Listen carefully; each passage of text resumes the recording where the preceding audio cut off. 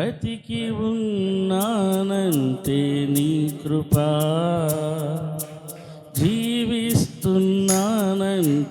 నీ కృపా, బ్రతికి ఉన్నానంటే నీ కృపా, జీవిస్తున్నానంటే నీ కృపా. ఏ యోగ్యత నాలో లేదు, ఎంత భాగ్యమునిచ్చావు, పరిశుద్ధత నాలో లేదు, నీ ప్రేమను చూపావు. పాడు. యోగ్యత నాలో లేదు, ఎంత భాగ్యమునిచ్చావు, పరిశుద్ధత నాలో లేదు, నీ ప్రేమను చూపావు. యేసయ్యా నా యేసయ్యా, యేసయ్యా నా యేసయ్యా, యేసయ్యా నా యేసయ్యా, యేసయ్యా నా యేసయ్యా. బ్రతికి ఉన్నానంటే నీ కృపా, జీవిస్తున్నానంటే నీ కృపా, బ్రతికి ఉన్నానంటే నీ కృపా, జీవిస్తున్నానంటే నీ కృపా. నా జీవిత నావా సాగుచుండగా, తుఫానులు వరదలు విసరి కొట్టగా, కదలలేక నా కథ ముగించబోగా, నీవు పద అంటూ నన్ను నడిపినావు. నా జీవిత నావా సాగుచుండగా, తుఫానులు వరదలు విసరి కొట్టగా, కదలలేక నా కథ ముగించబోగా, నీవు పద అంటూ నన్ను నడిపినావు. సదా నిన్నే సేవిస్తూ సాగిపోయేదా, నీ పాదాల చెంతనే వాలిపోయేదా, సదా నిన్నే సేవిస్తూ సాగిపోయేదా. 31వ కీర్తన 23-24 వచనాలను చదువుకుందాం. యెహోవా భక్తులారా, మీరందరూ ఆయనను ప్రేమించుడి. యెహోవా విశ్వాసులను కాపాడును, గర్వముగా ప్రవర్తించు వారికి ఆయన గొప్ప ప్రతీకారము చేయును. యెహోవా కొరకు కనిపెట్టు వారలారా, మీరందరూ మనసున ధైర్యము వహించి నిబ్బరముగా ఉండుడి. ఈ చదవబడినటువంటి వాక్య భాగంలో కీర్తనాకారుడు యెహోవా భక్తులారా అంటూ, ఎవరైతే ఆ దేవాది దేవుని యందు నమ్మిక కలిగిన వారై, వారి జీవితాలకు ఆయననే దేవుడుగా కలిగి ఉండి, వ్యక్తిగతంగా, కుటుంబ పరంగా, మందిర పరంగా, సంఘ పరంగా భక్తి చేస్తున్నారో, సేవిస్తున్నారో, వారికి కొన్ని ప్రాముఖ్యమైనటువంటి సూచనలు ఇస్తా ఉన్నాయి. వీటిని నేను సూచన అని ఎందుకు అంటున్నాను అనంటే, ఆయన ఎవరికైతే చెబుతున్నాడో ఆయన వారిని పిలుస్తున్నటువంటి విధానం, వారిని గుర్తిస్తున్నటువంటి విధానంలో వారు మేలుకరమైన స్థితిలో, దేవునికి ఇంపైన స్థితిలోనే ఉన్నారు. కాబట్టి వారిని హెచ్చరిస్తున్నట్లుగానో ఆజ్ఞాపిస్తున్నట్లుగానో కాకుండా కొన్ని ప్రాముఖ్యమైనటువంటి సూచనలు చెబుతున్నట్లుగా ఈ కీర్తనాకారుడు ఈ మాటలు రాయటం అనేది జరిగింది.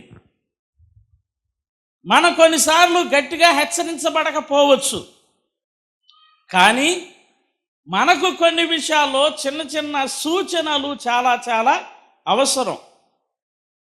సూచన అంటే ఏమి లేదండి, మనం చేసే దానిని బాగా చేయటానికి, మనకున్న దాన్ని ఇంకాస్త మెరుగుపరుచుకోవడానికి మనకు చెప్పబడేటువంటి సలహాలు, సూచనలనే సూచనలు అని మనం అంటాం. వాటిని కనుక మనం ఫాలో అయితే ఇంకా మెరుగవుతాం, ఇంకా చక్కగా బలపరచబడతాం, ఇంకా తీర్చిదిద్దబడతాం. అంతే. ఇప్పుడు ఒకరు బాగా పాడుతున్నారు అనుకోండి, వారికన్నా అనుభవం కలిగిన వాళ్ళు వచ్చి వారి పాటలు విని ఇదిగో ఈ ఒక్క పని చేయండి అని అన్నారనుకోండి, ఆ ఒక్క పని ఏం చేసిద్ది, వీరు ఇప్పుడు దాకా పాడేదానికంటే ఇంకా బాగా పాడడానికి దోహదపడిద్ది. అట్లాగే క్రైస్తవ భక్తులకు, యెహోవా భక్తులకు కొన్నిసార్లు హెచ్చరికలు, ఆజ్ఞలతో పాటు ప్రభు కొన్ని ప్రాముఖ్యమైనటువంటి సూచనలు ఇస్తూ ఉంటాడు. ఆ సూచనలు ఏవో తెలుసుకోవాలి, గ్రహించాలి, వాటిని పాటించాలి. అలాంటి ప్రాముఖ్యమైనటువంటి సూచనలను ఈ 2 వచనాల్లో నుండి మనం తెలుసుకుందాం. అయితే ఇలాంటి సూచనలు ఏ పరిస్థితుల్లో మనకు అవసరం అనేది ఇక్కడ ప్రాముఖ్యమైన సంగతి. వాటి కొరకై ఇప్పుడు మరొక్కసారి మనం 23వ వచనాన్ని చదివితే ఇలా ఉంది: యెహోవా భక్తులారా, మీరందరూ ఆయనను ప్రేమించుడి. యెహోవా విశ్వాసులను కాపాడును, గర్వముగా ప్రవర్తించు వారికి ఆయన గొప్ప ప్రతీకారము చేయను. ఆయన విశ్వాసుల్ని, భక్తుల్ని ఫలానా పని చేయండి అని చెబుతూ దేవాది దేవుడు చేసేటువంటి 2 పనులను ప్రస్తావించాడు. ఆ 2 పనులు ఇలా రాయబడి ఉన్నాయి: ఆయన విశ్వాసులను కాపాడే దేవుడు. అందరూ చెప్పండి, యెహోవా కాపాడే దేవుడు. హల్లెలూయా. ఎవరు యెహోవా అంటే? ఈ సూచన ఆయన మనకి ఇచ్చేటప్పుడు ఆయన ఏమై ఉన్నాడో, ఏం చేసేవాడో మొదట ప్రస్తావిస్తున్నాడు. ఆయన ప్రస్తావిస్తున్న దాంట్లో మనందరికీ కావలసిన అమృతం లాంటి మాట ఏంటంటే, వాగ్దానం ఏంటంటే, ఆయన మనలను కాపాడే దేవుడు. ఇది చాలా బాగుంది ఈ వాగ్దానం అనుకునే లోపు ఆయన గురించి వెంటనే చెప్పబడుతున్న మరొక పని ఏంటంటే, ఆయన ప్రతీకారము చేయు దేవుడు అని ఉంది అక్కడ. ఏమండి, ఈ 2 ఒకటేనా? ఈ 2 ఒకే రకమైనటువంటి పనులా? ఏమండి, కాపాడటం, ప్రతీకారం చేయటం ఒకటేనా అని అంటే అసలు 2 ఒకదానికొకటి సంబంధం లేనివి, ఒకదానికొకటి విభేదించుకునేవి, అసలు ఒకదానికొకటి సంబంధాలు లేవు. తెలుగులో ఒక సామెత ఉంది, ఎడ్డెం అంటే తెడ్డెం అంటాం సరండి. ఒకదానికి పూర్తిగా రివర్స్లో ఉండే దాన్ని మనం ఎడ్డెం అంటే తెడ్డెం అంటాం. అలాగునే కాపాడుట వేరు, ప్రతీకారము చేయుట వేరు. ఎర్ర సముద్రం అనేది ఒకటే అనుభవం. ఒకే అనుభవంలో 2 రకాలైనటువంటి దేశస్థులు ఉన్నారు. ఒకటేమో ఇశ్రాయేలీలు, ఇంకొకటేమో ఐగుప్తీయులు.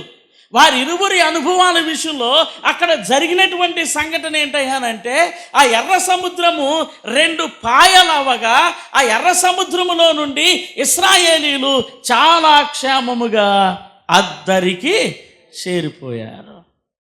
వారు వెళ్ళిన తర్వాత ఏం జరిగింది? మరలా సముద్రము ఒకటైపోగా వారిని తరుముతూ వస్తున్న ఐగుప్తీయులు, వారిని ఇప్పటికైనా పట్టుకుని హింసించాలని కోరుకుంటున్న ఐగుప్తీయులందరూ కూడా ఆ ఎర్ర సముద్రములో మునిగి చచ్చిపోయారు. ఒకటే సముద్రం, ఇన్సిడెంటు ఒకటే, కానీ 2 రకాలైన దేశస్థులు, 2 రకాలైన ఫలితాలు. ఒకరేమో ఆయన చేత కాపాడబడ్డారు, మరొకరి మీదేమో దేవుని ప్రతీకార చర్య జరిగింది. కొన్ని వందల సంవత్సరాలుగా తన బిడ్డలు బాధించబడుతుండగా, హింసించబడతా ఉండగా, అనేకమైనటువంటి శ్రమలు పెట్టబడతా ఉండగా, వారు ప్రతిరోజు దేవా మాకేంటి బాధలని మొరపెడుతూ ఉంటే, ఆ మొరలన్నిటిని విన్న దేవుడు వారిని రక్షించటానికి మాత్రమే రాలేదు, వారిని బాధ పెడుతున్న వారి మీద ప్రతీకారం తీర్చుకోవటానికి కూడా ఆయన వచ్చాడు. విచిత్రం ఏంటంటే, ఈ 2 పనులను దేవుడు ఏకకాలంలో చూపించడానికి కూడా ఇష్టపడతాడు. ఒకే సమయంలో కాపాడుతాడు, అదే సమయంలో ప్రతీకారం తీర్చుకునే పనిని కూడా ఆయన చేస్తాడు. కొన్నిసార్లు ప్రకృతి పరిస్థితులు కానీ, దేశ విదేశ పరిస్థితులు కానీ, బాగా ప్రాకుతున్నటువంటి అనారోగ్య పరిస్థితులే కానీ మనకు ఎలా కనబడతాయి అనంటే ఈ రెండు పనులు ఒకే సమయంలో జరుగుతున్నట్లుగా కనబడతాయి. ఆయన కొందరిని కాపాడుతున్నట్లుగాను, కొందరి మీదేమో ఆయన ప్రతీకారం తీసుకుంటున్నట్లుగా కనబడతా ఉంటుంది. అలాంటి పరిస్థితి నెలకొనినప్పుడు ప్రియ సంగమా, ఇప్పుడు దేవుని బిడ్డలకు అందుతున్న సూచనలను ఖచ్చితంగా మనం మనసులో పెట్టుకోవాలి. హల్లెలూయా, ఖచ్చితంగా పెట్టుకోవాలి. ఎందుకంటే జరుగుతున్నవి మన జ్ఞప్తి దాకా రాకుండా ఉండో, మన వినికిడి దాకా రాకుండా ఉండో. ఏమండి, ఏదో ఒక రీతిగా లోకంలో ఉన్న సమాచారాలన్నీ మన దగ్గరికి వస్తూ ఉన్నప్పుడు then we have to remember these kind of principles. ఈ సూచనలు, ఈ నియమాలను మనము జ్ఞాపకము చేసుకోవాలి. నెంబర్ 1, ఆయన కాపాడే దేవుడు. రెండవది, ఆయన ప్రతీకారము చేసే దేవుడు. ఇప్పుడు చదవండి 23వ వచనం మొదటి మాట, యెహోవా భక్తులారా మీరందరూ ఆయనను ప్రేమించుడి. అందరు నాతో పాటు చెప్పండి, నేను దేవునిని ప్రేమించాలి. ఇదే సూచన. లోకములో ప్రతీకార చర్య జరుగుతూ ఉన్నప్పుడు, లోకంలో భయంకరమైనటువంటి పరిస్థితులు ఏర్పడతా ఉన్నప్పుడు ఆయన తన బిడ్డలైన వారికి ఇచ్చేటువంటి సూచన ఏంటంటే, మీరు ఆ సమయంలో భయపడమాకండి, బెంబేలెత్తమాకండి, వీటిని బట్టి దిగులు పడిపోమాకండి. ఖచ్చితంగా మీరు ఏమి చేయుట ప్రారంభించాలి అనంటే కేవలము భక్తి చేయుట మాత్రమే కాకుండా ఆయనను ప్రేమించే పనిని చేపట్టాలి. భక్తి చేయటం వేరు, ప్రేమించటం వేరు. నిజమండి, భక్తి చేయటం వేరు, ప్రేమించటం వేరు. ఒక పనిని సాధారణ స్థాయిలో చేసేవాడు ఒక రకంగా ఉంటాడు, ఒక పనిని ప్రేమిస్తూ చేసేవాడు మరొక రకంగా ఉంటాడు. ఒక మనిషి తన జీవితంలో సక్సెస్ అనేది పొందుకోవాలి అనంటే మొదట తన పని పట్ల, మొదట తాను తలపెట్టినటువంటి కార్యము పట్ల, మొదట తనకున్నటువంటి గురి పట్ల ఖచ్చితంగా ప్రేమ పుట్టాలి. ఆ ప్రేమలో దాని మీద ఆసక్తి పెరగాలి. ఆ ప్రేమలో మిగిలిన వారి కంటే కూడా ఆ పనిని మనం ఎక్కువగా చేయగలగాలి. ఆయన కాపాడే దేవుడు ఎవరిని కాపాడుతాడని స్పష్టంగా చెప్పాడు అనంటే విశ్వాసులను కాపాడుతాడు అని ఉంది అక్కడ. విశ్వాసులను కాపాడేవాడు కాబట్టి ఆయన విశ్వాసులమైన మనలను కాపాడాలి అనంటే నీ నుండి, నా నుండి దేవుడు ఆశించేది ఏంటయ్యా అనంటే మనము ఆయనను ప్రేమించటాన్ని కోరుకుంటున్నాడు. ఆయన మన మది, మన తలంపు, మన ప్రాధాన్యతలు, మన ఊహలు, మన ఆశలు, మన పాటలు, మన సమయాలన్నీ దేవునితో నిక్షిప్తమైపోవాలి. నడుచుచున్నవాడు దైవ నామస్మరణలో ఉండాలి. పని చేయుచున్నవాడు దైవ నామస్మరణలో ఉండాలి. సమయమును దేవునితో గడపడానికి, సమయమును దేవుని కొరకు ఇవ్వడానికి మనము ఉవ్విళ్ళూరుతూ ఉండాలి, ప్రాకులాడుతూ ఉండాలి. భక్తి చేసే సమయాలు ఏవైతే ఉన్నాయో వాటిని మాత్రమే కనిపెట్టుకుంటే సరిపోదు. కొంతమంది అయితే మరీ ఘోరం, భక్తికి దొరికినటువంటి సమయాలను సహితము వ్యర్థము చేసేస్తూ ఆ సమయాల్లో భక్తి చేయకుండా దేవుని సన్నిధిని దొంగిలిస్తూ ఉంటుంటే నేనేమంటాను అంటే కాపాడబడగలను అనేటువంటి నమ్మిక నీకు ఎక్కడి నుంచి వచ్చింది? లోకములో దేవుని కోపము, లోకములో దేవుని ప్రేమ ఒకే సమయంలో వస్తూ ఉన్నప్పుడు ఏది నీకు దొరకాలో అది నీవు నిర్ణయించుకోవాల్సి వస్తే అది దేవుని కాపుదలే అయితే ఖచ్చితంగా దేవుడు నీకిస్తున్న సూచన ఏంటి అనంటే నీవు భక్తి చేయటంతో పాటు ఆయనను ప్రేమించు. హల్లెలూయా. ఆయన కొరకు మాత్రమే బ్రతకవు. 24 గంటలు దేవుని నామస్మరణలోనే ఉండవు. దైవికమైనటువంటి తలంపులతోనే ఉండు. ఒకానొక రోజు మన భక్తి, మన చర్యలు మనకు చెప్పాలి, మన మనసుకు చెప్పాలి, నేను నా దేవుణ్ణి ప్రేమిస్తున్నాను అని చెప్పగలగాలి. ఎంతమంది వింటున్నటువంటి వారు బలంగా, గర్వంగా ఈ మాట చెప్పగలరు? నేను నా దేవుణ్ణి ప్రేమిస్తున్నానని. మన చర్యలు, మన తలంపులు, మన ఊహలు, మన కార్యకలాపాలు ఇవన్నీ చేరి యు ఆర్ లవ్వింగ్ గాడ్ అని చెప్పాలి. నీవు దేవునిని ప్రేమిస్తున్నావు అని చెప్పాలి. ఒక్కసారి నీ మనస్సాక్షి నిన్ను ఆ తీర్మానం దాకా నడిపించగలిగింది అని అంటే, ఆ అభిప్రాయం దాకా నడిపించగలిగిందంటే నిజంగా నువ్వెంత ధన్యుడవో, నీవెంత ధన్యురాలివో. హల్లెలూయా, నీవెంత ధన్యురాలివో. లాజర్ని దేవుడు చనిపోయిన వాణ్ణి సహితము తిరిగి లేపటానికి గల కారణాల్లో ఒక కారణం ఏంటయ్యానంటే, అతడు ఆయనను, ఆయన అతనిని ఏం చేసేవాళ్ళు? ఒకరినొకరు ప్రేమించుకున్నవారు. దేవునికి స్తోత్రం. హల్లెలూయా, హల్లెలూయా. యెహోవా భక్తులారా ఆయనను ప్రేమించుడి. ఇకపోతే రెండో మాట ఉంది చూసారా ఆయన చేసే పనుల్లో? ఆ మాట ఏంటి? ఆయన ప్రతీకారము చేసే దేవుడు అని ఉంది. ఆయన ప్రేమ చాలా గొప్ప ప్రేమ. The manifestation of his love is so much greater than anything. దేనికైనా సరే, ఎటువంటి దానికైనా సరే గొప్ప ప్రేమను చూపించేవాడు మన దేవుడు. అయితే మరి ఆయన ప్రతీకారం ఎలా ఉంటుంది? ఆయన ప్రతీకారం ఎలా ఉంటుంది? ఇది ఆయన కోపం కాదు, ఇది ప్రతీకారం. ప్రతీకారం అంటే ఏంటంటే ఆయనే కోపగించుకుని ఆ కోపానికి తగినటువంటి ప్రతిఫలాన్ని ఖచ్చితంగా ఫలానా వారికి చూపించాలి అని తనంతట తాను నిర్ణయానికి వచ్చేటువంటి పరిస్థితినే ప్రతీకారం అని అంటారు. దేవుని ప్రేమ చాలా గొప్పది. కానీ మరి ఆయన ప్రతీకారం ఎలాంటిది? పరిశుద్ధ గ్రంథంలో కొన్ని గుర్తు చేసుకుంటా ఉంటే ఆయన ప్రతీకార స్థాయి కూడా తీవ్ర స్థాయిలోనే ఉంటుంది. అది తీవ్ర స్థాయిలోనే ఉంటుంది. మానవుడు తట్టుకోగలిగినట్లుగా ఉండదు, మానవుడు చేరుకోగలిగినట్లుగా ఉండదు, మానవుడు తాళలేక పారిపోవునంత భయంకరంగా ఉంటుంది. The vengeance of God is too much severe. చాలా జాగ్రత్తగా ఉండాలి.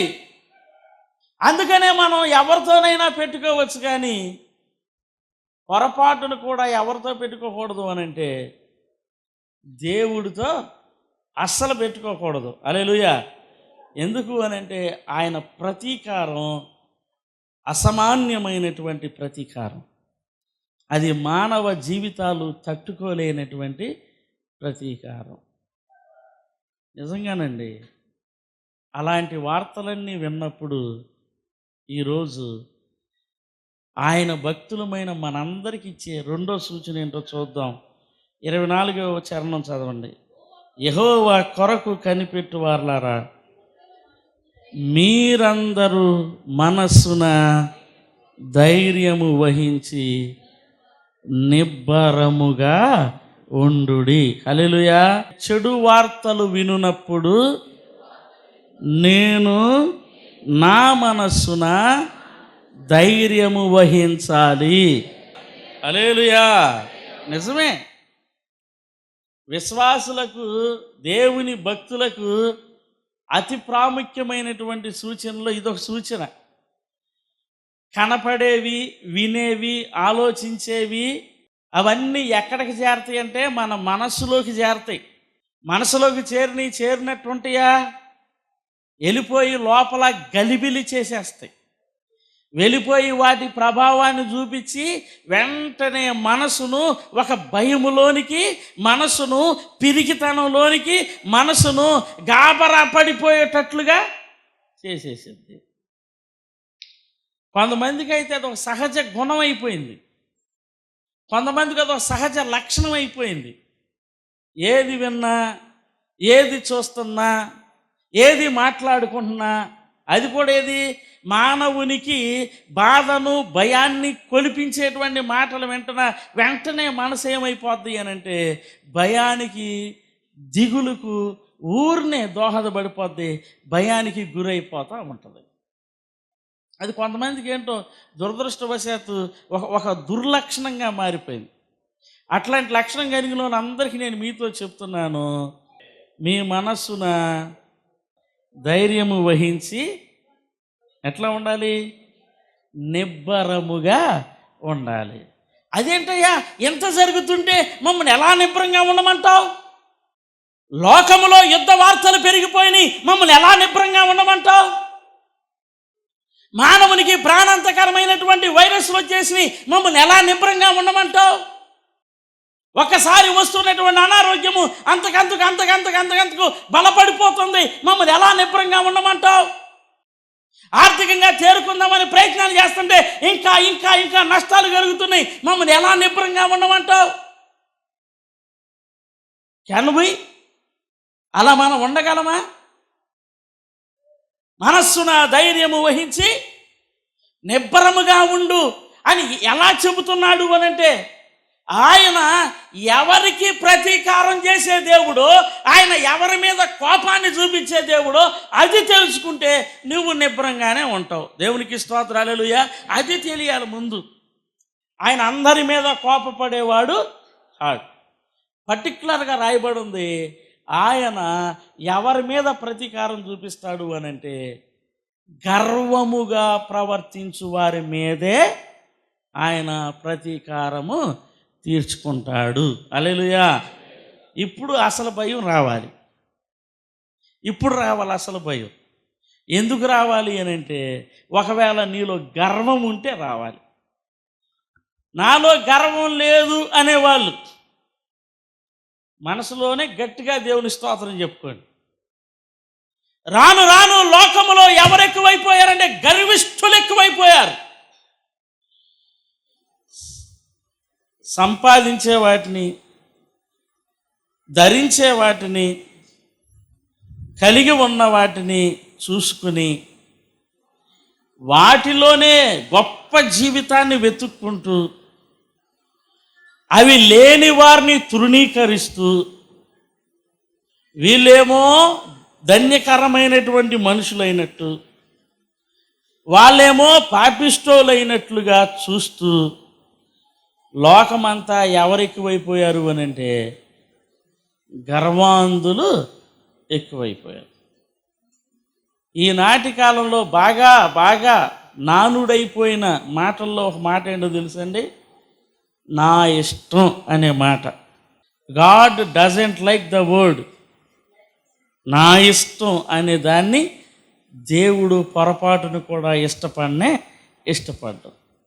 నేనంటాను, నీలో గర్వం లేకపోతే, నీలో అహంకారం లేకపోతే అసలు నువ్వు భయపడాల్సిన పని ఏమని చెప్పండి? నువ్వు దిగులు పడాల్సిన పని ఏమని చెప్పండి? హల్లెలూయా. నీవు మనస్సున దీనుడు అయితే దేవుని యొక్క పాదాల దగ్గర దీన మనస్సుతో బ్రతుకుతూ ఉంటుంటే ధైర్యంగానే ఉండు, నిబ్రంగానే ఉండు. ఏ కీడు నీ దరికి రాదు, ఏది కూడా నీకు హాని చేయ జాలదు. ఎందుకు అనంటే దేవుని ప్రతీకారం కేవలము గర్విష్ఠుల కొరకు మాత్రమే వచ్చింది. ఈవెన్ నేను చెప్పనా, దైవికమైన పనులు బాగా చేసే వాళ్ళు కూడా ఏ మనసుతో చేయాలంటే ఆ పనులు దేన మనస్సుతోనే చెయ్యాలి. అంతేగాని ఆ పనులలో కూడా నేను బాగా పాడగలనని, నేను బాగా వాయించగలనని, నేను బాగా వాక్యము చదవగలనని, నేను బాగా ప్రార్థన చేయగలనని అనుకున్నా అది దేవుడు గర్వం కిందే లెక్క పెడతాడు. దేవుడికి బాగా నచ్చని వారిలో కొంతమంది ఉన్నారు, వారి లిస్ట్ అంతా చెప్పను కానీ వారిలో ఖచ్చితంగా ఎవరుంటారు అని అంటే గర్విష్ఠులు ఉంటారు. హల్లెలూయా. ఇప్పుడు నీలో గర్వం లేదా? నువ్వెందుకు భయపడాలి? నువ్వెందుకు దిగులు పడాలి? నువ్వు భయపడాల్సిన పని లేదు, దిగులు పడాల్సిన పని లేదు. హల్లెలూయా. రెండు ముఖ్యమైన విషయాలు. ఒకటి, ఆయనను ప్రేమించండి. 2, మీ మనసున ధైర్యము వహించి నిబ్రంగా ఉండండి తప్ప ఎన్నటికి దేని గురించి పొరపాటును కూడా భయపడమాకండి. భయపడకుండా ఉండాలి అంటే అంతకుముందు అసలు దేని గురించి కూడా గర్వపడమాకండి, అహంకారపడమాకండి. దేవుడు లేకపోతే మనము లేం. అసలు ఏముంది మనలో? ఏ యోగ్యత నాలో లేదు. అది ఒక పాటలోనే చెప్పడం కాదు, అది ఎక్కడ ముద్రించేసుకోవాలి? మన మనసులో ముద్రించేసుకుని ఆయన మీద ఆధారపడి బ్రతకాలి తప్ప ఎక్కడ గర్వంగా ప్రవర్తించడానికి వీలు లేదు. హల్లెలూయా. ప్రేమ కలిగిన మా ప్రియ పరలోకపు రాజా, నిజముగా ఈ కాలము నాయన నీలో ఉన్నటువంటి 2 కార్యాలకు ప్రతీకగా కనబడతని నాయన. కాపాడే దేవునిగాను, ప్రతీకారం తీర్చుకుంటూ కోపము చూపించే దేవునిగాను ఉన్న ఈ దినాల్లో ప్రభా, నీ భక్తులమైన మేము, నీ విశ్వాసులమైన మేము ఎలా ఉండాలో మీరు మాతో మాట్లాడారు ప్రభా నాయన. అవునయ్యా, ఇది మొదలుకొని మేము ప్రభా నాయన అనువనువున అనుక్షణమున ప్రభా నిన్ను ప్రేమించడానికై ఈ వాక్యమును మాలో ఫలింపచేయమని నిన్ను కోరుకుంటున్నాను ప్రభా. ఇతరమైన ఆసక్తులు నాయన మాలో నుండి తొలగించు ప్రభా. మేము వేటిని ప్రభా నిన్నుగాక అధికంగా ప్రేమిస్తున్నాము ప్రభా, వాటిని మా జీవితంలో నుంచి తొలగించు ప్రభా తండ్రి నాయన. నీవు మాత్రమే మా హృదయాల్లో నిలిచిపోవాలయ్యా, నీవు మాత్రమే మా హృదయాల్లో ఉండిపోవాలి ప్రభా, ఉండిపోవాలయ్యా, ఉండిపోవాలి ప్రభా నాయన. దేవా సహాయము చేయి ప్రభా, సహాయము చేయి ప్రభా. మా తలంపులలో నీ ఉండయ్యా, మా నరనరాల్లో నీ ఉండయ్యా, మా నిలువెల్లా నీ ఉండిపో ప్రభా నాయన. నేను ప్రేమిస్తున్న వారి జాబితాలో నేనును నాతో ఇక్కడున్న వారందరూ చేరాలని ప్రభా వారి కొరకై ప్రార్థన చేస్తూ ఉన్నాను ప్రభా. అంతేకాదు నాన్న దేవా, అయ్యా లోకపు వార్తలు చాలా దగ్గరైపోయినాయి ప్రభా మాకు. దేవా నాయన అన్నీ బాధ కలిగించేవే ప్రభా, అన్నీ నాయన ఇబ్బంది పడుతున్నవే ప్రభా నాయన. ఇలాంటి పరిస్థితుల్లో మా మనసులు ప్రభా నాయన పిరికితనానికి గురి కానివద్దయ్యా, విచారానికి గురి కానివద్దయ్యా, దిగులకు గురి కానివద్దు ప్రభా. మా మనసులలోనికి నీ మనస్సును జత చేయి ప్రభా నాయన, నీ మనసును జత చేయి ప్రభా నాయన. నిబ్బరము కలిగి ఉండుట నేర్పించయ్యా, ధైర్యమును కలిగి ఉండుట నేర్పించయ్యా.